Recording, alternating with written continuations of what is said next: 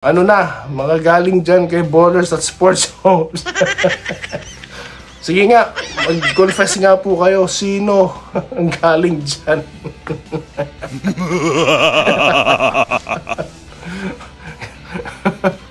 Yo, what's up guys? Welcome back to the Presidente Antoy TV Sports. Well, mabilisan lang po ito guys. Meron tayong mga updates, mga chong. Alright. Ito po unang panalo ng Meralco sa EASL. Posibleng bawiin. Ayan po. At ito pa, hindi si Slaughter. Baka naman po si Stan. No, may chance daw Alright, tignan po natin Magko-komento tayo at mga pa-shoutout. Bago po yan, magpapasalamat po muna ako sa inyo mga solid 18k subscribers. At nakita ko po ang dami pa palang hindi nagsasubscribe. Mga nanonood dito, guys, bago ako magsimula, mag-subscribe na kayo. Tinatamad lang kayo Wag po, no? Dahil maraming nawawala sa inyo, promise. Mag-subscribe na kayo. Alright, so dito na po tayo sa ating topic, guys. Bilisan na po natin. Ito pong unang pagkapanalo sa Ilagan, Isabela, netong rain or shine. Posible pong mabawi. Well, di po ako natatawa kung ang mangyari man yan sa natatawa lang ako sa ginagawa ko dahil kung ma-recall nyo baka narinig nyo na to kung saan yung tono ko.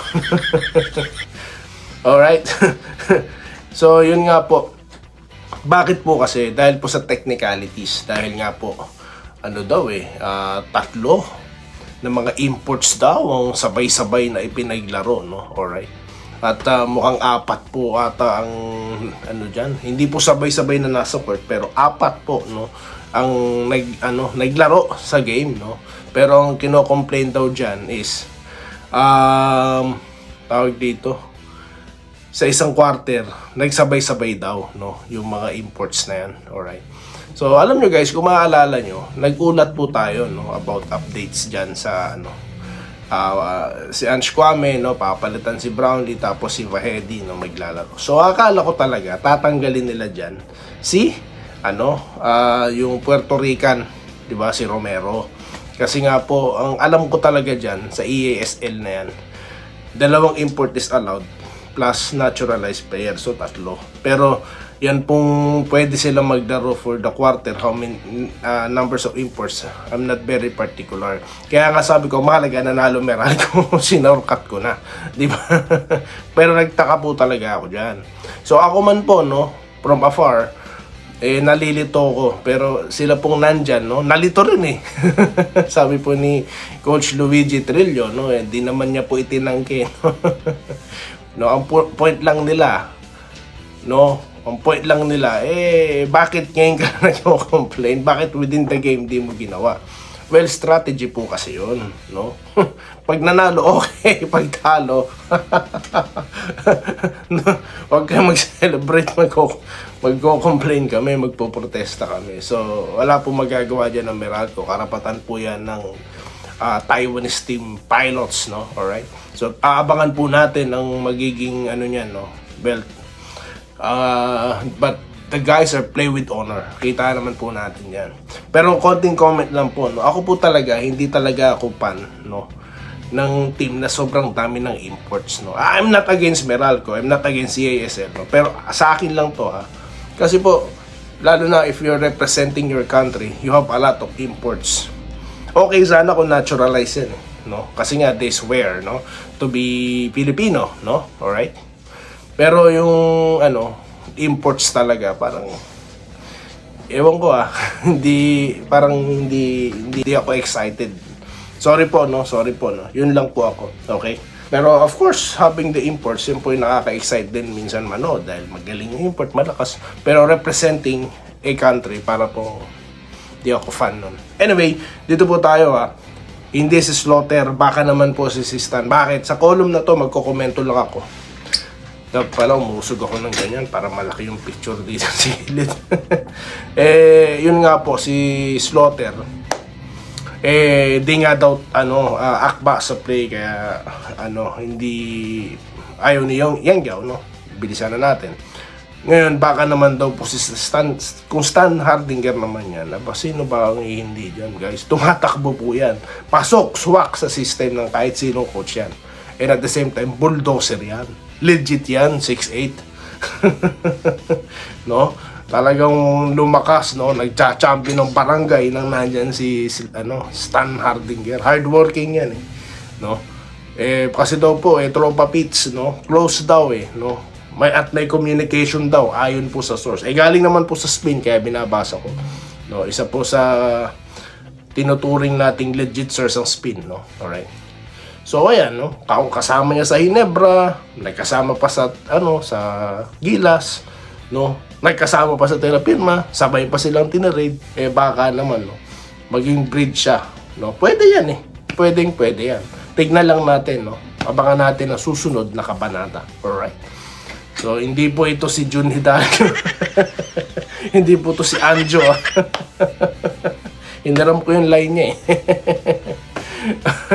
May mga ina-expose din yun, Pag-komenta natin yan sa shorts. Anyway, shoutout na po tayo, guys, no? Dito na po tayo sa ating mga pa-shoutout. Meron pong Mr. Godoy, humihiling siya na tanggalin ko na daw po ang music ni Doy TV. Ang sabi niya, ayan, Lods, mas maganda pag alisin mo na. At mayroon din pong humiling yan, hindi lang po kayo. Kasi mas gusto nyo po talaga yung sinasabi ko kaysa sa background. Alam ko po yan, kasi nga po, ilan na lang po nagsasabi ng katotohanan, kaya naintindihan ko po yan. Pero sir, konti lang hihinaan ko lang, sir. Kasi sir, ako po mismo, aminin ko na sa inyo, Ako na to, inaantok po. Habang nakikinig po ako, bago kasi upload yung content, pinakikinggan ko muna. No, baka ako may fake news ako nasabi, baka sobra naman ang banat ko rito sa isang to, no? Baka wala namang basehan. So, pinakikinggan ko lahat, no? Inaantok, nakakatulog po talaga. Kaya kailangan ko po na sounds. Kaya, sorry po kay Sir Ian Godoy, okay? Salamat po sa suggestion, sir. Wenceslao ka po nag-good PM, no? Okay, panahon dito. Mabuti naman po, no, sir. Masaya po ako. Hello, Lods. Good PM. Always watching. Salamat po. Alam ko po yan, sir. Dalawa lang tayo nung live ako, Kaya nanonood kayo. Alam ko yan, sir. Salamat, Joseph Pineda. Good evening, Doy. Hindi kuman pinapansin ng sports vloggers na yan. Scroll lang sila sa akin, hindi ko sila pinaniniwalaan. Salamat po, no? Dito lang daw po siya kay Doy TV. Mga galing dyan kay Ballers at Sports Homes. Sige nga, mag-confess nga po kayo, sino ang galing dyan?